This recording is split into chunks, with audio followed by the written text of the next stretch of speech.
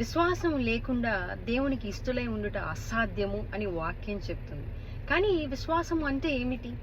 మీరు ఏ వాగ్దానాలనైతే దేవుడు మీ జీవితంలో నెరవేర్చాలి, నిన్ను ఆశీర్వదించాలి, అబ్రహాముకు ఉన్నటువంటి ఆశీర్వాదాలన్నీ నీ జీవితంలో నెరవేర్చబడాలి అని మీరు ఎదురు చూస్తున్నారో, కోరుకుంటున్నారో, వాటిని ఖచ్చితముగా, నిశ్చయముగా, సందేహము లేకుండా దేవుడు నెరవేరుస్తాడు అనడానికి రుజువు దేవుడిచ్చినటువంటి గొప్ప సాక్ష్యము పునరుద్ధానుడైనటువంటి క్రీస్తు ప్రభువారు.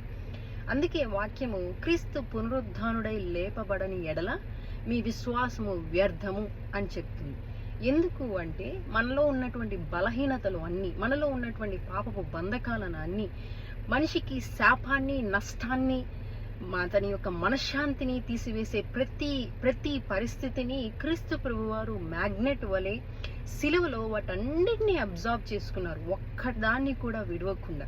వాటన్నిటిలోంచి ఆయన తిరిగి విజయోత్సాహంతో విజయశీలుడై ఆయన తిరిగి లేచి దేవుని కుడిపార్శ్వమున ఉన్నాడు. అంటే ఆయనని చూసి ఆయన్ని విశ్వసించిన వారు ఆ పాపములో లేరు, అస్వస్థతలో లేరు, అనారోగ్యంలో లేరు, ఆ పేదరికంలో లేరు.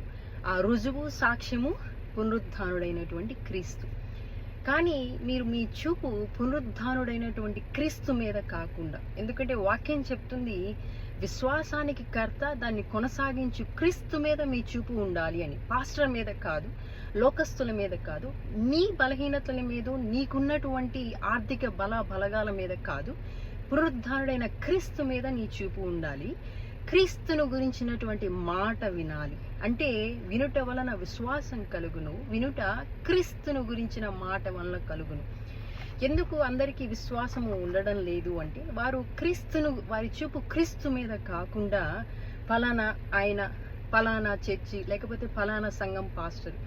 వాక్యమును చెప్పడానికి మేమందరము కేవలం పోస్ట్ మాస్టర్స్ మాత్రమే. పోస్ట్ మ్యాన్ మీద ఎప్పుడూ మీ చూపు ఉండకూడదు. వాటిని రాసిన తండ్రి మీద, దేవుని మీద, ప్రభువైన యేసుక్రీస్తు వారి మీద ఉండాలి.